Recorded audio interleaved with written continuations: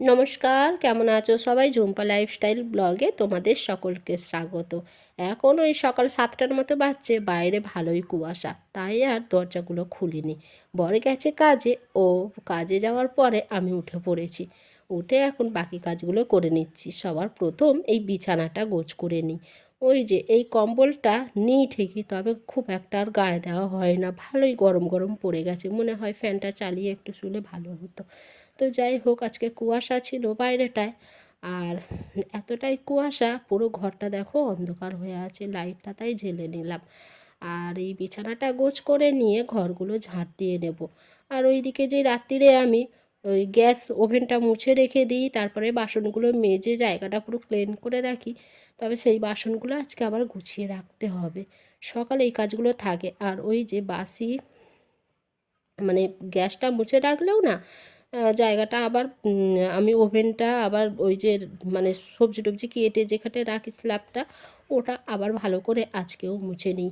এই দেখো ওইদিকে বিছানাটা গোছ হয়ে গেছে, এখন এইদিকে চলে এসেছি। সব একটা একটা করে সব বাসন আলাদা আলাদা করে রেখে দিচ্ছি, ছোটোগুলো ছোটোর জায়গায়, বড়গুলো বড়োর জায়গায়।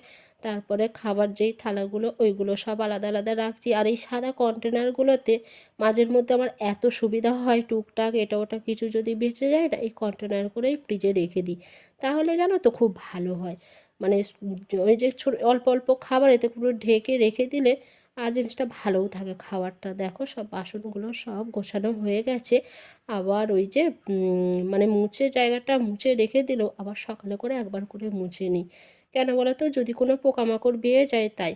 আবার একটু পেঁয়াজ টেয়াজ কেটে রাখি, যাই কেটে রাখি না কেন ওর উপরে রেখে দিলে আবার খেলে শরীর খারাপ হয়ে যাবে। যাই হোক, চলো সব কাজ করে স্নান সেরে এখন চলে এসেছি রান্নার কাছে।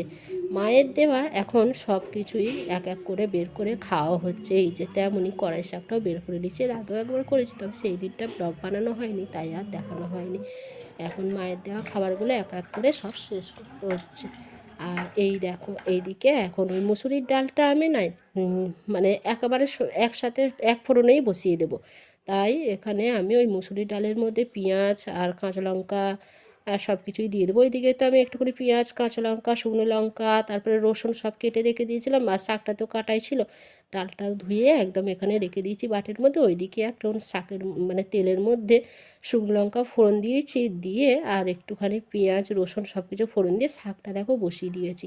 শাকটা এদিকে হবে, তবে ওই শাকটা নয় কী বলো তো, মানে একটু ঢেকে রাখতে হয় ওই শাকটা, খুব মিহি করে কাটতে হয়। তবে এই শাকটা আমি খুব একটা ভালো করে কাটতে পারিনি, আমার ভাইয়ের বউ দারুণ এই শাকটা কাটে।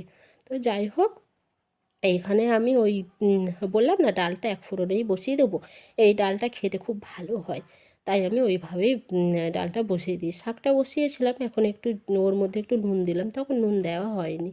তো যাই হোক, এখন ওই মুসুরির ডালের মধ্যে পেঁয়াজ রসুন থেতো করা, তারপরে তোমার ওই একটু হলুদ তেল সব কিছু দিয়ে একেবারে রেডি করে রেখে দিলাম। শাকটা ভাজা হয়ে গেলে আমি ওই ডালটা বসিয়ে দেবো। আর ডিমটা তো হবে ওই যখন খেতে বসবো তখন ভাজা হবে। তো অনেক বাকি আছে, সেই যখন খাবো তো অনেক বেলা, তখন কটা 2:30 3টে বেজে যায় আমাদের ভাত খেতে।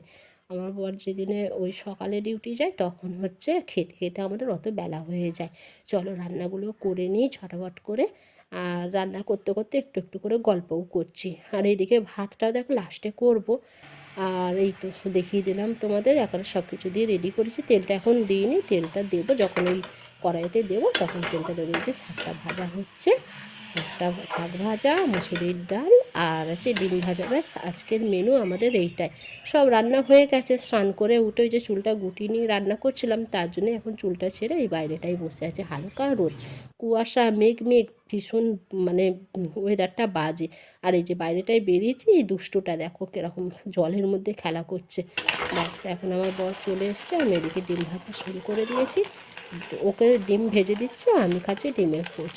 আমি ওই ডিম ভাজাটা থেকে এইটা বেশি পছন্দ করি। চলো একটা পেঁয়াজ কেটে নিয়েছি, ব্যাস আজকের খাওয়া দাওয়া এটা। আর রাত্রিরেও তাই ছিল। রাত্রিরে আমি খেয়েছি রুটি, আর আমার বর খেয়েছে ভাত, আর ভাতের সাথে এইগুলোই ছিল। তবে শাক ভাজাটা ছিল না, ছিল আলু ভাজা। ওই খাওয়া দাওয়া করে নিয়ে অনেকটা সময় রেস্ট নিয়ে এখন অনেকটা রাত মতোই হয়ে গেছে, টিভি দেখছিলাম।